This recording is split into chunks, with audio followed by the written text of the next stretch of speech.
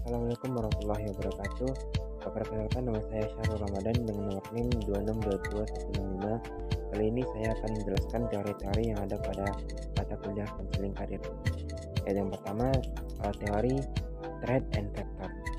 Trait and Factor adalah tipe-tipe atau syarat tertentu yang memberikan kecocokan. Secara trait itu dimaksudkan dengan diri, dan faktor adalah pekerjaan atau studi. Jadi trait and factor adalah pandangan yang mengatakan bahwa keberadaan seseorang berdasarkan identifikasi melalui ciri yang mengukur kepribadian dan menganalisis kepribadian tersebut terhadap karir atau keberhasilan dan kegagalan dalam pekerjaan ataupun studi. Yang kedua, teori Ginsberg. Ginsberg berdasarkan perkembangan teorinya, Ginsberg dan kawan-kawan membagi atas konsep umum. Yang pertama, faktor emosional yang berperan penting dalam konseling karir atau karir seseorang. Yang kedua, terdapat 4 komponen yang memberikan kontribusi dalam tahap proses pemilihan karir. 4 komponen tersebut yaitu pengujian realita, perspektif, kesesuaian waktu dan perkembangan, terus kemampuan menunda kepuasan, dan kemampuan menerima perencanaan karir. Tipe kepribadian studi yang berorientasi pada pekerjaan. Yang pertama, kepribadian yang berprinsip pada menunda kesenangan, dan yang kedua, prinsip yang antara gabungan antara keduanya.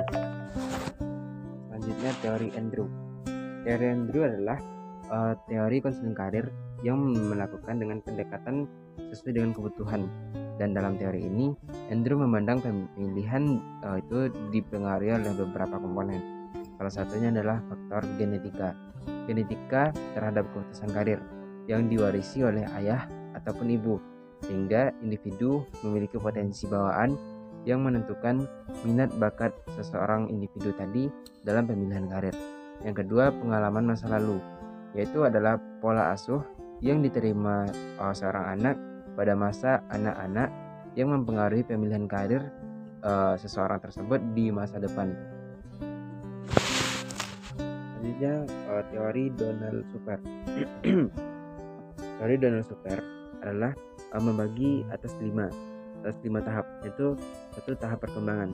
Tahap pertumbuhan atau perkembangan adalah pertumbuhan fisik atau psikologis yang berperan penting dalam konsep dirinya terhadap pemilihan karir.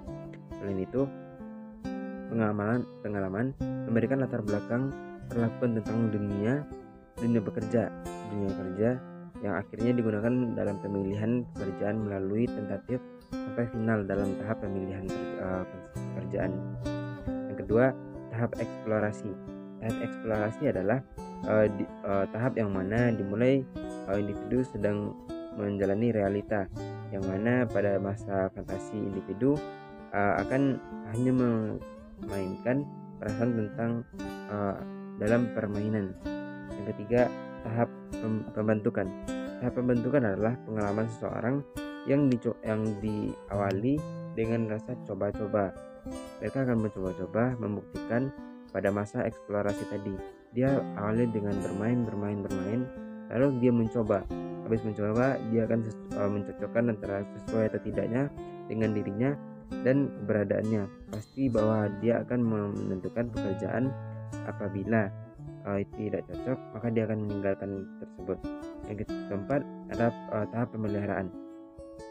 Tahap pemeliharaan adalah tahap yang mana diukur dalam umur 40 sampai 64 tahun. Itu tahap yang mana mencoba untuk meneruskan situasi pekerjaan yang nyaman, kondusif, dan cocok bagi diri individu. Terus selanjutnya, tahap pertumbuhan, tahap kemunduran. Tahap kemunduran adalah tahap yang mana individu memelihara dan memiliki jiwa mempertahankan fantasi kerja, upaya meningkatkan potensi pekerjaan tersebut.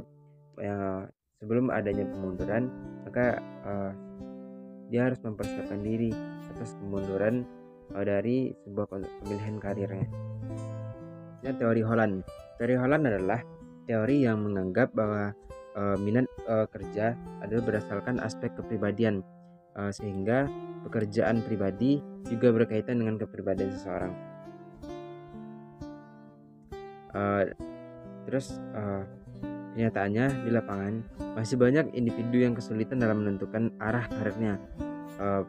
Bentuk rasanya individu merasakan perencanaan kemana arah karir sejak dini. Hal ini dilakukan agar individu mengetahui arah karir untuk masa depan dan apa yang mesti dilakukan untuk mencapai karir yang direncanakan. Selanjutnya teori terakhir yaitu teori Krumbol. Teori Krumbol adalah teori yang berdasarkan aspek yang dibagi beberapa, itu memiliki beberapa faktor yang mempengaruhi proses pengembangan karir. Salah satunya faktor genetika. Faktor genetika adalah faktor yang mana keturunan yang diperoleh dari ibu ataupun ayah yang menentukan seseorang dalam pemilihan karirnya. Yang kedua, faktor lingkungan sosial, yaitu faktor yang dimana seseorang individu mendapatkan role model. Dia mendapatkan sebuah contoh yang berada pada sosial lingkungan yang tersebut. Maka lingkungan adalah mempengaruhi pekerjaan seseorang. Terus yang ketiga, faktor keberuntungan. Faktor keberuntungan di sini yaitu faktor yang mana pengalaman seseorang yang tak terduga, yang mana seseorang bisa beralih atau mengalihkan perencanaan karirnya berdasarkan keberuntungan yang ada.